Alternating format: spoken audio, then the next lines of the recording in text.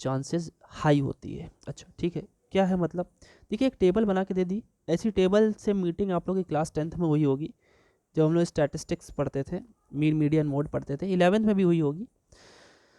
तो देखिए यहाँ पे x की वैल्यूज़ दी हैं 6-7 वैल्यूज़ दी हैं, y की 5 वैल्यूज़ दी हैं, 2 खाली हैं, तो वो 2 जाहिर सी बात है वही 2 खाली, उसको हमें फाइंड आउट करना होगा। लिखा क्या है, assume that the above values of x and y belongs to a polynomial of degree 4। एक ऐसा पॉलिनोमियल लेना है जिसकी डिग्री कितनी हो, 4 हो। अब इसका मतलब ये है, इसमें आप जो डेल पावर कर पाओगे वो 4 तक कर पाओगे, 5वें पे तो आंसर 0 आ जाएगा, क्योंकि 4 तक पे पहुँचाते पहुँचाते वो उसे कॉन्स्टेंट बना देगा। अच्छा ठीक है, तो 5वें पे 0 आ जाएगा, यानी degree of polynomial of degree 4। Compute the next 2। ठीक है, यही दोनों हमें फाइंड आउट करनी है। ये बात क्लियर है, कैसे करना है, क्या कंस्ट्रक्शन रहेगा, ठीक है, वो हम आपको दिखाते हैं। 4 तक कर सकते हैं ना, तो इसके लिए हम आपको नेक्स्ट एक वो बना के दिखाते हैं, एक अच्छी सी टेबल बना के दिखाते हैं। चलिए देखते हैं। देखिए टेबल बन के तो तैयार है, ठीक है। अब टेबल में जो हम लोग को निकालना है वो मैं आपको बताता हूँ क्या होगा। सबसे पहले x और y की वैल्यू तो अपने को लेनी ही है। एक सेकेंड, x और y की वैल्यू जो दी हुई थी वो हमको लेनी है। उसके बाद देखिए मैंने बताया था ना 4 डिग्री का पॉलिनोमियल है, तो we are here only 4 times del will be allowed with, है ना, we are here for that 4 times लेना पड़ेगा हमको, मतलब ले सकते हैं हम डेल वाई एक बार, डेल 2y, डेल 3y और डेल 4y। ठीक है, we are here left with 4 dels as it is given in the question that this is the polynomial of degree 4, क्योंकि ये उस पर बिलोंग कर रहा है ना। अब x और y की वैल्यू मैं लिख देता हूँ, देखिए आप भी ध्यान से लिखा करिए, साथ में नोट्स बनाते रहेंगे तो अच्छा रहेगा। 2 4 6 8 10 12 और 14। ठीक है, उसके बाद क्या है, 2 है, y की वैल्यू 2 3 5 8 9, और उसके बाद की 2 वैल्यूज़ हमें नहीं पता है। चलिए कोई बात नहीं है, धीरे धीरे पता चल जाएगी। कैसे पता चलेगी हम आपको दिखाते हैं, ध्यान से देखिएगा। ठीक है, मान लेते हैं थोड़ी देर के लिए ये y5 है और ये, एक सेकेंड, y5 और ये y6। ठीक है, y5 और y6, इनकी वैल्यू हमें बतानी है। कैसे पता चलेगी, देखिए डेल की वजह से हमें ऑटोमेटिक ये वैल्यूज़ पता चलने लगेंगी। अब कैसे फाइंड आउट करना है, अब अगर देखा जाए तो कुछ वैल्यूज़ आपके सामने लिखी हुई हैं, है ना। जैसे क्या, ये वाली आपकी पहली वाली जो वैल्यू है ये y0 होगी, मतलब y0 बोल सकते हो आप, ये y0 है भाई, दिस इज़ y1। अभी सिर्फ समझाने के लिए लिख रहे हैं, ठीक है, y2, ये y3, ये y4, ये y5 और y6। ठीक है, आपको पता है डेल y का क्या मतलब होता है, डेल y जब सिंपल y लिखा हुआ है तो इसका मतलब वो y0 है, उसमें आप डेल लगाओगे तो क्या होगा, एक आगे माइनस एक पीछे, है कि नहीं। तो अगर आप डेल y निकालना चाहोगे तो एक बात मेरी ध्यान से देखिए, तो भाई इन दोनों का मिला करके डेल y मिलेगा, तो हम यहाँ पे इस लाइन पे लिख देते हैं। ठीक है, एरो समझ के लिखिएगा। मैं एक काम करता हूँ, अब देखिए इन दोनों का जो हमारा डेल निकलेगा, इन दोनों का डिफरेंस पे निकलेगा, तो 3 माइनस 2 हो गया आपका 1, या 1 निकल के आया। फिर ऐसे आप देखेंगे 5 माइनस 3, इन दोनों का अगर देखें आप तो 5 माइनस 3 2 आया, फिर इन दोनों का देखें अगर आप 3 आएगा, फिर इन दोनों का देखें आप तो 1 आएगा। ठीक, अब इसके नीचे तो जा नहीं सकते, तो और आगे बढ़ते हैं, इन दोनों का 2 माइनस 1 ये आया 1, फिर इन दोनों का 3 माइनस 2 ये भी आया 1, और ये 1 माइनस 3 अगर करें तो आ गया नेगेटिव यानी -2। यारी बात समझ में। और आगे बढ़िए अगर, तो इन दोनों को आपने सॉल्व किया, ये आया 0, और इन दोनों को सॉल्व किया तो सेकंड माइनस फर्स्ट करेंगे तो यहाँ -3 आ जाएगा, और एट लास्ट ये जो आएगा ये आपका -3 आ जाएगा। अब मेरी बात यहाँ ध्यान से सुनिएगा, फोर्थ जो भी हमारा डेल होगा, चाहे वो y पे लगा हो, चाहे वो y0 पे लगा हो, y0 पे मान लीजिए लगा है, तो वो क्या आना चाहिए, एक कांस्टेंट आना चाहिए, जो कि हमारा -3 आया है कांस्टेंट। ठीक, अगर ये बताइए, अगर हम लोग फोर्थ वाला उसके आगे हम कितना भी सोच लें, 4 ही बार डल लें, चाहे y1 हो चाहे y2 हो, दो और अगर हम लिखना चाहें तो उन दोनों की वैल्यू भी -3 ही रह जाएगी ना।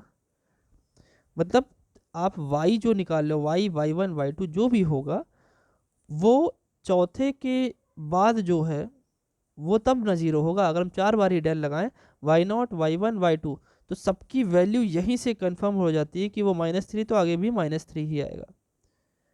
ठीक है, अगर आप इसे देखना चाहें तो इसे एक ऐसे भी बनाया जाता है। हालांकि देखिए एक लाइन बनती है, स्ट्रेट में बनाता हूँ यहाँ से, देखिए ऐसे करके लाइन बनती है, ठीक इस तरीके से। ये थोड़ा सा मैंने ये हल्का सा गड़बड़ बन गया है, मतलब स्ट्रेट बनाना चाहिए थोड़ा सा, मतलब हाथ से बनाना ना, इसलिए थोड़ा सा अजीब बन रहा है। अब स्केल से बनाओगे तो स्ट्रेट लाइन जाएगी, ठीक है, ये एकदम स्ट्रेट लाइन जाएगी। और स्ट्रेट लाइन जितना भी आप वेरिएशन लोगे, जैसे आप देखिए, देखा जाए तो यहाँ पे सेक्शन में यहाँ पे कम जगह हो गई, यहाँ पे ज़्यादा जगह होगी, आप एक परफेक्ट रेशियो लेकर के बनाएंगे, स्केल की हेल्प लेनी पड़ेगी आपको। हालांकि देखिए मैंने लाइन बनाई तो है, लेकिन मेरी कट गई है। ये जो लाइन जाएगी वो इस -3 के जस्ट नीचे से जाएगी बच्चों, ये वाला -3 है ना, उसके जस्ट नीचे, मतलब यहाँ से ऐसे जानी चाहिए, वो ऐसे बन भी जाएगी, हालांकि कोई बात नहीं है, आप जब बनाएंगे उस तरीके से स्केल की हेल्प लेकर के तो इनको काटेगी नहीं, ठीक है, क्योंकि इस एकदम मिडिल में लिखने की कोशिश करेंगे, हालांकि ये मिडिल में नहीं, एकदम एग्जैक्ट मिडिल में लिखना चाहिए मुझे, तो एग्जैक्ट मिडिल में लिखना चाहिए, ठीक ना, तो आपका सही आंसर है। अब देखिए यहाँ से कुछ फ़ायदा है, कुछ नुकसान, कुछ फ़ायदा क्या है। देखिए -3 वहाँ पे आया, मैंने बोला इसके बाद जो और भी y1 और y2 लेंगे हम लोग, वो क्या आएगा, वो सिर्फ और सिर्फ क्या आएगा, -3 और -3 ही आएगा। तो अगर दो वैल्यूज़ हम और लिखना चाहें, जैसे यहाँ पे तो भाई 2 मिला करके 1 ही मिला, एक और होता तो यहाँ लिखा जाता, तो यहीं पे लिखेंगे, लेकिन हमें एक तो पता नहीं है, लेकिन हमने क्या सोचा कि भाई y0 है, 4 बार करने के बाद वो कांस्टेंट ही मिलेगा। तो कांस्टेंट का मतलब क्या होता है फिर, कांस्टेंट का मतलब यही होता है कि चाहे वो y1 हो, चाहे वो y0 हो, चाहे y2 हो, तीनों की वैल्यू एक ही आएगी, एक ही आएगी, यानी कांस्टेंट आएगी, तो -3 आएगी। तो हमने काम किया कि ये -3 था, उसके बाद एक और मैंने -3 लिखा, एक और मैंने -3 लिखा, 2 लिख लिए, जिससे कि हम यहाँ तक पहुँच सके। अब अगर हम उल्टा सोचें बच्चों, उल्टा सोचें, तो ये सोचिए अगर आप कि इसका और क्या यहाँ पे रख दें, ये एरो देख रहे हैं आप, क्या यहाँ पे रख दें कि उनका डिफरेंस कितना आ जाए, -3, तो सिंपल सी बात, यहाँ पे -6 रखना पड़ेगा, है ना, क्योंकि -6 और -3 यानी हो जाएगा, -3 आ जाएगा। अब ये सोचिए कि -6 और यहाँ पे क्या होता कि फिर से -3 आ जाता, तो क्या होना चाहिए था, -9 होना चाहिए था। क्लियर हो रही बात, अब उल्टा सोचना है यहाँ से, क्लियर हो गई। अब ये सोचिए कि भाई 1 और -2 की मदद से -3 आया, है ना, ये सोचिए कि -2 और किसकी मदद से हम -6 ला सकते हैं, तो -8 ले लीजिए, है ना, और -8 और किसकी मदद से हम -9 ला सकते हैं, सिंपल सी बात है, -17 ले लीजिए, -17 और -8 करेंगे तो ये आ जाएगा। फिर और उल्टा आइए, 3 और 1 की मदद से हम -2 लाए थे, है ना, दिख पा रहा है, मेरी बात को ध्यान से सुनिएगा, क्योंकि इसमें टेबल्स ज़्यादा है बच्चों, थोड़ा सा बी केयरफुल, ठीक है। अब 1 और किसकी मदद से हम -8 ला सकते हैं, सोचिए ज़रा, सिंपल सी बात है, -7 ले लीजिए, क्योंकि इससे ये घटा ही तो जाएगा। अच्छा, उसके बाद और सोचिए, -7 और किसकी मदद से हम -17 ला सकते हैं, क्या ले लेना चाहिए, तो ले लीजिए -24, सॉरी सॉरी सॉरी, -8 हो गया, -17 हो गया, अच्छा हाँ ठीक, -17 बनाना है ना आपको, तो यहाँ पे -24 ले लीजिए, -24 -7 करेंगे तो 7 घट जाएगा, 17 आ जाएगा, ठीक है, ये बात क्लियर है। अच्छा, अब फिर वही चीज़ यहाँ पे भी कर लीजिए, क्या भाई, 8 और 1 की मदद से, 8 और 9 की मदद से 1 आया था, है ना, घटा करके। अब इस 9 में क्या हम ऐड कर लें, ये सॉरी y5 में क्या y4 घटा दें कि -7 आ जाए, तो 2 लिख लीजिए, 2 में से 9 गया, बचा -7। यही काम यहाँ पे सोच लीजिए कि भाई y6 में से 2 घटा रहे तो -24 आ जा रहा है, तो सोच लीजिए क्या घटा दे भाई, तो मेरे ख्याल से -22 होना चाहिए यहाँ पे, -22 करेंगे तो क्या हो जाएगा, -24। तो आपको बात समझ में आई, फ्रॉम टेबल लिखेंगे, फ्रॉम टेबल फ्रॉम टेबल जो हमारा y5 है दैट मस्ट बी 2, y6 है that must be -22, isn't it? Get this point ना? क्लियर रखिएगा इस बात को। अभी आगे और भी क्वेश्चन कराएंगे तो और क्लियर होगा, लेकिन इस क्वेश्चन को स्पेशली थोड़ा सा ज़्यादा देख लीजिएगा, ठीक है? इस क्वेश्चन के साथ साथ हमारा फॉरवर्ड डिफरेंस ऑपरेटर या फॉरवर्ड डिफरेंस जो है वो ख़त्म होता है। बैकवर्ड डिफरेंस की बात करते हैं। चलिए देखिए, बैकवर्ड डिफरेंस जैसा कि मैंने स्टार्टिंग में बताया था, बैकवर्ड डिफरेंस क्या होता है और बैकवर्ड डिफरेंस ऑपरेटर अगर हम लगाएं तो अगर लिखे देखिए, इसमें मैंने स्टार्टिंग में शायद यही डेल बना दिया था क्या? बैकवर्ड डिफरेंस में ये उल्टा डेल बनता है बच्चों, ठीक है? उल्टा डेल, ठीक। जैसे इसमें फॉरवर्ड वाले में इसका जो वर्टेक्स था, शार्प वर्टेक्स था, वो ऊपर था, बैकवर्ड वाले में नीचे होता है। इस चीज़ को थोड़ा सा ध्यान में रखिएगा, दोनों में सेम नहीं बनता, नहीं तो फिर तो एक ही जैसा लगेगा ना, इसलिए थोड़ा सा अलग है। इसमें बस करना सा इतना सा है कि इसमें देखिए जो बैकवर्ड डिफरेंस है उसमें जो हमारा फंक्शन होता है उसी में से हमने उसके जस्ट एक पीछे का डिफरेंस ले लेना है। फॉरवर्ड में क्या था? फॉरवर्ड में हम लोग एक आगे से पीछे वाले को माइनस करते थे, बैकवर्ड में जस्ट जो चल रहा होता है फंक्शन उसमें से उसके पीछे का माइनस करते हैं, ठीक है? इसका एक और रूप मैंने ऐसे बताया होगा कि जस्ट जो लिखा होता है उसी में से उसके आगे का डिफरेंस लेते हैं, ठीक है? तो एक ही और रूप बताया था मैंने, ठीक है? लेकिन हमारे में क्या यूज़ होने वाला है? ये वाला, ठीक है? वो थोड़ा सा उसका यूज़ हम लोग नहीं करेंगे, क्योंकि यहाँ पे बैकवर्ड का फिर मीनिंग क्या हुआ? बैकवर्ड का मीनिंग हुआ कि जो फंक्शन चल रहा है उसी से जस्ट पीछे की वैल्यू, ठीक है? उसे हम लोग नहीं लेंगे, हम इसे लेके चलेंगे, ठीक है? याद रखिएगा इसे, ठीक ना? नहीं तो फिर नेगेटिव, हालांकि ये भी सही हो जाता, लेकिन इस वाले में जो पहले बताया गया है इसमें नेगेटिव आने के चांसेस रहते हैं। इस वाले में, इसमें तो हमेशा मैक्सिमम केसेस में नेगेटिव आने के चांसेस, लेकिन आप कई सारी बुक्स में वो दे रखा है और आपकी बुक्स में वो ये दे रखा है, तो आप अपनी बुक्स को लेके चलिए तो ज़्यादा सही रहेगा। फिलहाल दोनों की डेफिनेशन याद रखिएगा। फॉरवर्ड में आगे वाली वैल्यू से पीछे वाली वैल्यू को माइनस करते हैं और बैकवर्ड में जो करंट वैल्यू से पीछे वैल्यू को माइनस करते हैं, ठीक है? बात वही है एक तरीके से, लेकिन थोड़ा सा डिफरेंस आ जाता है। देखिए अब इसमें डेल क्या है? अच्छा, ये जो भी है यहाँ से एक छोटा सा पॉइंट, हमेशा कांस्टेंट के केस में तो हमेशा ही ज़ीरो रहेगा, ठीक है? कांस्टेंट का केस अगर निकालेंगे इसमें, सिंपल सा लिख देता हूँ मैं, अगर आप कभी भी बैकवर्ड या फॉरवर्ड डेल लगाते हो तो इसके केस में कोई फ़र्क पड़ने नहीं वाला, सी माइनस सी ही होने वाला, हमेशा ज़ीरो होगा, वेयर सी इज़ कांस्टेंट, ठीक है? कांस्टेंट पे डेल का फॉरवर्ड बैकवर्ड किसी का दिक्कत नहीं पड़ने वाली, ठीक है? इसकी और प्रॉपर्टीज़ क्या है? देखिए प्रॉपर्टीज़ में अगर बात की जाए तो लीनियरिटी प्रॉपर्टी, जैसा कि फॉरवर्ड में वो फॉलो करता था वैसे बैकवर्ड भी फॉलो करेगा। सबसे पहली प्रॉपर्टी लीनियरिटी, ठीक है? लीनियरिटी प्रॉपर्टी क्या है? लीनियरिटी सिंपल सा कि आप डेल लगाने जा रहे हो और दो फंक्शन दिए हुए हैं इस टाइप से C2 ऑफ GX, तो बैकवर्ड डेल जो होगा वो दोनों के कांस्टेंट को बाहर फेंक देगा और सिंपली लिख दिया जाएगा, दोनों पे अप्लाइड हो जाएगा, ठीक है? ठीक है ना? और देखिए अगर हम कहें इसकी दूसरी प्रॉपर्टी, अगर पावर लगाएं इसमें, पावर ऑफ बैकवर्ड डेल, ठीक है? देखिए क्या है पावर? पावर में क्या है भाई? एक बार लगाते हो, दो बार लगाओगे, तीन बार लगाओगे, यही पावर है हमारी, है ना? तो देखिए अगर सिंगल एक बार ही आपने डेल ऑपरेटर लगाया किसी फंक्शन पे तो वो क्या करता है? करंट वैल्यू में से जस्ट बैकवर्ड वाली वैल्यू को सब्ट्रैक्ट करना होता है। दो बार लगा दो तो दो बार लगाओगे तो भाई दो बार लग जाएगा, और क्या, है ना? एक बार लगाया आपने तो ये आया ऊपर की वैल्यू, तो ऊपर की वैल्यू में एक बार और लगा दो तो दो बार हो जाएगा, ठीक? बात वही है जैसे उसमें प्रूफ किया था बच्चों, वैसे ही इसमें भी प्रूफ बनता है। तो ये क्या होगा? एक बार डेल एफ एक्स आ जाएगा और माइनस में del of F of X minus H. आ रही बात समझ में?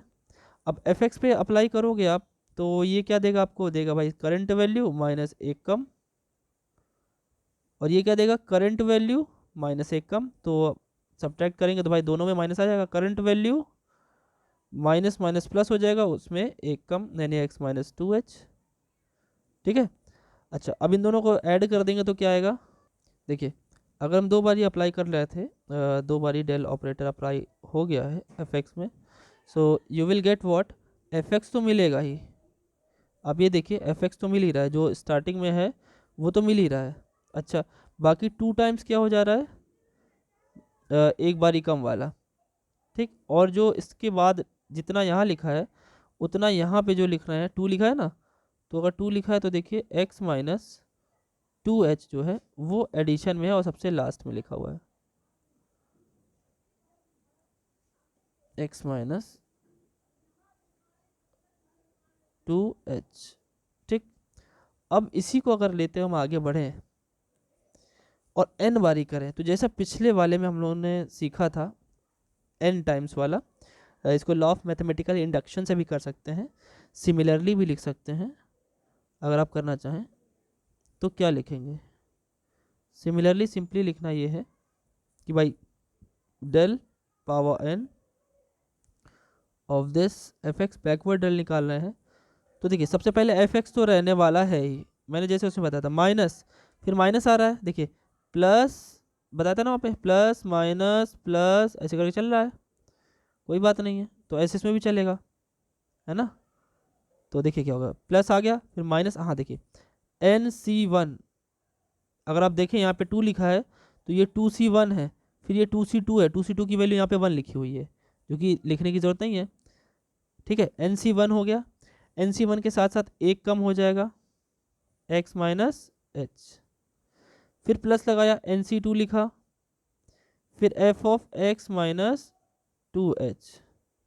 अगर यहाँ एन की वैल्यू टू कर दें, जो कि यहाँ पे टू लिखा है, तो ये वन ही बन जाएगा एक तरीके से, तो वही चीज़ बन गई। अब ये चीज़ अगर हम minus dot dot dot dot dot आगे बढ़ाएं, तो एट लास्ट जो हमारा डिजिट बनेगा एन वाला वो माइनस वन पावर एन होगा। अब एन क्या है, इवन होगा तो अपना यहाँ प्लस वन बन जाएगा, ऑड होगा तो माइनस वन बन जाएगा, और जितना यहाँ पे घट रहा है उतना यहाँ पे भी घट रहा है, एक्स माइनस एन एच। ये आपका इसका ओरिजिनल फॉर्मूला हो गया, जहाँ पे आपको अगर कहा जाए डेल पावर टू को सेकेंड बैकवर्ड डेल बोलेंगे, डेल पावर एन को एनथ बैकवर्ड डिफरेंस बोलेंगे। आ रही बात समझ में, क्लियर है बात। अब यही चीज़ अगर एक और नोटेशन में लिख दें हम, तो इसमें कोई बात दिक्कत नहीं है। क्या देखिए, अगर हमने बैकवर्ड डेल लगाया किसका, y, सिंपल y वन लिख दिया, तो ये क्या करेगा, वही प्रेजेंट वैल्यू में से एक कम वाला। ठीक, फॉरवर्ड में क्या था, आगे वाली वैल्यू में से एक पीछे वाली वैल्यू, आगे वाली वैल्यू में से वही वाली वैल्यू, और ये क्या है, वही वाली वैल्यू में से पीछे वाली एक वैल्यू। आ रही बात समझ में। अगर डेल ऑफ वाई टू लिखें तो क्या होगा, करंट वैल्यू में से पीछे वाली एक वैल्यू, यही तो बताया मैंने। अगर हमने यही चीज़ डेल ऑफ वाई एन में लिख दिया, तो करंट वाली वैल्यू में से एक पीछे वाली value y of n minus one.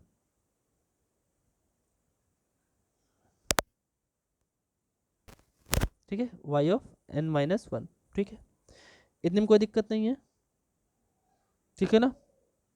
अच्छा इसी का पावर टू में देख लीजिए, वाई में देखिए, अगर हम कहें del two of y two करें, तो कोई बात नहीं है भाई, दो बार लगा लो, del of del Y two. ठीक, तो del of del Y two, एक बार डेल वाई टू लगाओ बैकवर्ड डेल, एक बार ही आप लगाओगे बच्चों, तो एक बार ही क्या देगा आपको, करंट वैल्यू माइनस उससे एक कम। ठीक है, फिर एक बार और लगाओगे तो दोनों में लग जाएगा, सिंपल सी बात है, वही कंटिन्यू चलेगा बच्चों जो चल रहा था। तो डेल ऑफ, ये बस सिर्फ हम आपको प्रोसेस सिखा रहे कैसे करना है। ठीक है, अब दोनों में जब लगा लोगे आप, तो डेल ऑफ वाई टू क्या आपको देगा, दी हुई वैल्यू और उसमें से एक कम, और डेल ऑफ वाई वन क्या देगा, दी हुई वैल्यू और उसमें से एक कम। तो ये जाकर के क्या बन जाएगा, y two minus two y one, वही एफ की जैसा ही बन रहा है, कोई दिक्कत वाली बात नहीं है। ठीक, ऐसे करते करते हम लोग आगे बढ़ जाएंगे। बात क्लियर है। ऐसे तीन बार ये भी आप लगा सकते हो, चार बार भी लगा सकते हो। तीन बार लगाएंगे तो क्या होगा, मान लो वाई थ्री में लगा रहे हैं, तो डेल 2 बाहर कर दो, डेल y3 पे लगा दो पहले। तो डेल y3 लगाओगे तो क्या मिलेगा आपको, सिंपल सी बात है, प्रेजेंट वैल्यू माइनस 1 कम। फिर दोनों में डेल स्क्वायर लगा दो और डेल स्क्वायर का यूज़ यहाँ से कर लो। आ रही बात समझ में? बात क्लियर है ना पूरी की पूरी, है ना? अब देखिए इसकी और प्रॉपर्टी देख लेते हैं। क्या है भैया, देखिए इसके बाद की प्रॉपर्टीज़ की है सिंपल सी। क्या है देखिए, अगर हम दो फंक्शन के प्रोडक्ट पे लगाएं एफ एक्स इंटू जी एक्स पे, तो जैसे उसमें प्रूव किया था, हालांकि यहाँ नहीं प्रूव करेंगे, आप खुद भी अब समझदार हो गए हो, कर लोगे। तो एक को छोड़कर दूसरे का, तो अब मैंने क्या बताया था, देखिए वहाँ पे किसी एक में बढ़ाया था, यहाँ पे किसी एक में घटाएंगे। तो देखिए हमने क्या किया, यहाँ पे एक को छोड़ा और एक में बैकवर्ड डेल लगाया, प्लस एक में कम कर दिया, मतलब जी में ही मान लेते कम कर दिया, और बैकवर्ड डेल लगा दिया एफ एक्स में। वहाँ पे मैंने प्रूव करके बताया था कि किसी एक में जोड़ा था मैंने। यहाँ पे ये भी कर सकते थे, जी एक्स को आप छोड़ देते और बैकवर्ड डेल लगा देते एफ एक्स पे, ठीक। फिर उसके बाद लगाते F of X minus H पे लगा देते, किसी में भी आप लगा सकते हैं, दोनों ही फॉर्मूले सही। अब देखिए ये आपका जैसा इस बार क्वेश्चन आया था उसमें अगर देखा जाए तो ये ऐसे आ सकता था कि in which of the following backward del is correct. तो दो तरीके के ऑप्शन सही हो सकते थे, ये सही दूसरा सही, या दोनों सही या कोई भी नहीं सही। तो वही बात हो गई बिल्कुल उसी की तरह, है ना? अब एक और देख लीजिए इसी में जरा। अब मैं डिवीजन पे अगर बैकवर्ड डेल लगाऊं एफ एक्स अपॉन जी एक्स, ठीक है, तो बिल्कुल उसकी तरीके जैसा हम लोग ने पहले सीखा है, जो हमारा फॉरवर्ड डेल था, कि भाई नीचे में एक जी एक्स और एक उसमें से कम वाला तो रहेगा ही, बाकी ऊपर में सिंपली लिख देते हैं जैसा हम लोग डिफरेंशिएशन में करते हैं, ठीक है, minus f x of backward del of g x. ये याद रखेंगे, छोटी छोटी चीज़ें हैं, ठीक है। तो इतना जो है हमारा बैकवर्ड डेल में है। बैकवर्ड डेल के कॉन्सेप्ट ख़त्म हो चुके हैं। हम लोग नेक्स्ट वीडियो में सेंट्रल डिफरेंस के बारे में भी पढ़ेंगे, और कई सारे रिलेशन है, फॉरवर्ड बैकवर्ड शिफ्ट ऑपरेटर, ठीक है, जितने भी है, और इन्वर्ट शिफ्ट, काफ़ी सारी चीज़ें अगली वीडियो में हम लोग पढ़ेंगे, और वो वीडियो काफ़ी इंपॉर्टेंट होने वाली है। उसी में साथ साथ उसके कुछ लॉन्ग आंसर्स भी होंगे, तो बने रहिएगा वीडियो पे। और वीडियो शेयर ज़रूर किया करिए बच्चों, लाइक ज़रूर किया करें, मोटिवेशन मिलता है। और बने रहिए फिर आपके अपने प्यारे से चैनल मैथ वैथ पर रुपेश मिश्रा के साथ। Thank you, thanks a lot.